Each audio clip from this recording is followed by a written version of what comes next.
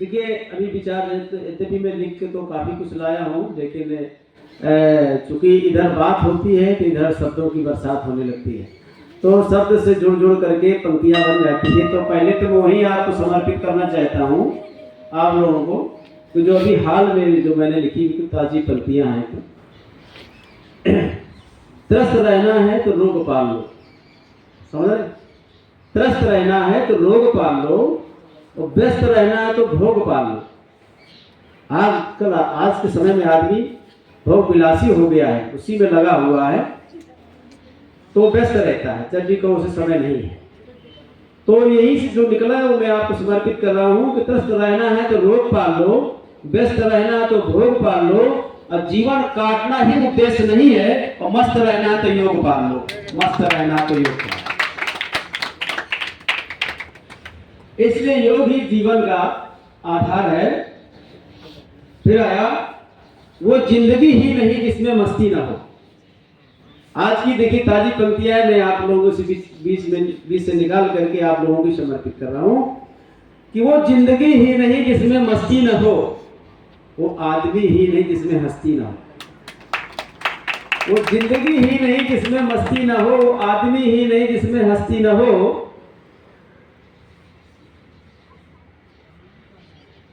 हाँ, और ये भी बात सच मान लीजिए मित्रों कि वो नदी ही नहीं जिसमें कश्ती ना हो, वो नदी ही नहीं जिसमें कश्ती ना हो।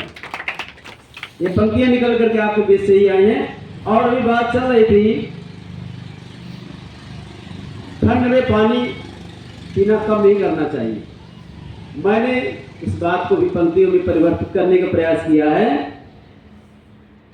कि ठंड में भी पानी पिए, नहीं कम मात्रा में। ठंड में पानी पिए नहीं कम मात्रा में, ये गुण होने चाहिए सभी छात्र छात्रा में, ये गुण होने चाहिए सभी छात्र छात्रा में। घर में रहकर तो पिए ही अधिक पानी, और साथ में लेकर जाए अगर जाए किसी यात्रा में। मैंने आपकी बातों का पूरा मैंने निचोड़ पंक्तियों में दे दिया है।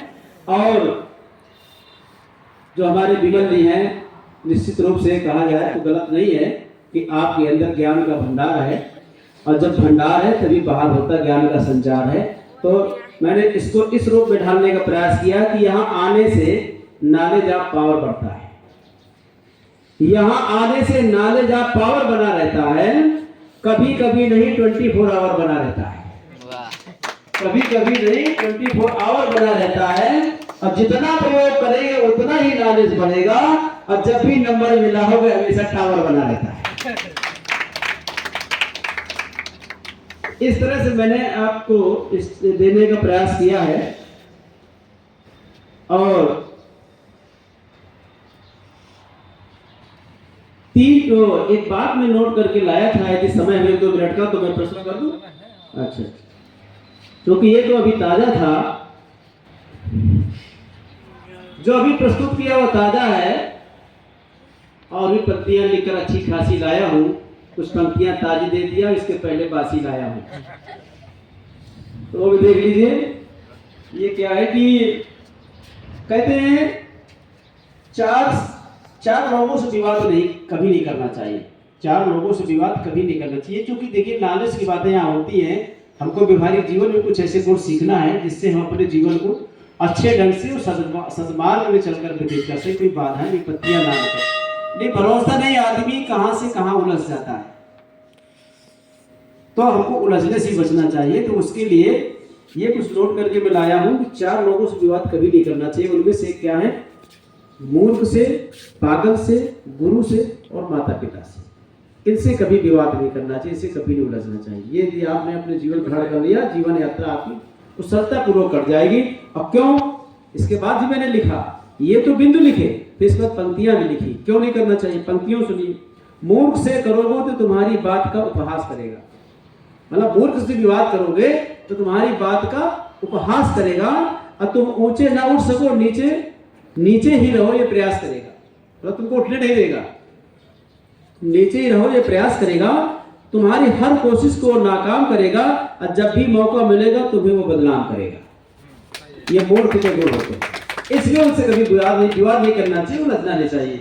और दूसरा देखिए, पागल से करोगे तो बिना समझे मुझे बोलेगा, जो कि पागल है वो, पागल से करोगे विवाद तो वो बिना समझे सोचे बोलेगा, अब जरूरत हो ना हो फिर भी अपना मुंह खोलेगा, जरूरत हो ना हो फिर भी वो अपना मुंह खोलेगा। अब काम वो करेगा जो शैतान कर सकता है, वो कभी भी तुम्हारा नुकसान कर सकता है, पागल को, इसलिए उससे कभी विवाद नहीं करना चाहिए। अच्छा, फिर इसके बाद गुरु की बात आई, गुरु से क्यों नहीं विवाद करना चाहिए, इसी सुनिए पंक्तियों में से सीख लीजिए। गुरु से करोगे तो तुम्हारी तरफ से नजर मोड़ लेंगे, ये तो गुरु से आपने, वो आपसे लड़ेगा नहीं लेकिन आपसे नजर मोड़ लेगा, वो ये प्रभाव पड़ता है, वो विवाद नहीं करेगा क्योंकि गुरु है, बुद्धिमान होता है, बुद्धिजीवी होता है, प्रबुद्ध होता है, तो आपसे कुछ कहेगा नहीं, नफरत भी नहीं रखेगा लेकिन आपसे प्रेम भी नहीं रखेगा, यह असर पड़ता है। तो गुरु से करोगे तो वो तुम्हारी तरफ से नजर मोड़ लेंगे, मन ही मन गुरु और शिष्य का रिश्ता तोड़ लेंगे, और कृपा जो मिलनी तुम्हें चाहिए उनसे, उससे वंचित कर देंगे, और तुम्हें छोड़कर बाकी को ज्ञान से सिंचित कर देंगे। ये यथार्थ चित्रण करने का प्रयास किया है कि आप ये भावनाएं आप तक पहुंचनी चाहिए। और देखिए अंत में कौन बचा, माता पिता, माता पिता से क्यों नहीं विवाद करना चाहिए, क्यों नहीं उलझना चाहिए, वो भी सुन लीजिए। माता पिता से करोगे तो तुम्हारी सुविधाएं रुक जाएंगी, माता पिता से विवाद करोगे तुम्हारी सुविधाएं रुक जाएंगी, जरूरी नहीं कि तुम्हारी नजरें उनके सामने झुक जाएंगी, जरूरी नहीं कि तुम्हारी नजरें उनके सामने झुक जाएंगी, और पढ़ने लिखने का शुभ अवसर निकल सकता है, पढ़ने लिखने का, तुम्हारी पढ़ाई बंद करा देंगे तो क्या करोगे, पढ़ने लिखने का शुभ अवसर निकल सकता है, अच्छा खासा ये जीवन अंधकार में बदल सकता है, अच्छा खासा ये जीवन अंधकार में, इसलिए माता पिता से कभी बचना नहीं चाहिए, ना विवाद करना चाहिए। अब अंतिम रूप में समाधान देने का प्रयास किया है, अब करना क्या चाहिए, इसलिए इनसे विवाद नहीं प्रेम बनाए रखिए, ये समाधान है, इसलिए इनसे विवाद नहीं प्रेम बनाए रखिए, अपने जीवन को सही मार्ग में चलाए रखिए, तुमसे किसी को पीड़ा हो ऐसा स्वभाव नहीं, ऐसा स्वभाव होने न दीजिए, ये वक्त बहुत ही कीमती है, इसे यूं ही खोने न दीजिए। अब तुम खुद रो लेना माता पिता के सामने, मगर किसी भी दशा में माता पिता को रोने नहीं दीजिए, ये समाधान है। इन्हीं पंक्तियों के साथ जय बिहारेश्वर धाम की, विमल जी की और यहाँ के महंत जी की, और आप सभी को इस आशा से प्रस्तुत किया है, समर्पित किया है कि इसमें कुछ भी आपको ऐसा लगा हो कि हमारे जीवन धारण करने योग्य है, अवश्य धारण करने का प्रयास कीजिए। इन्हीं शब्दों के साथ ओम शुभ।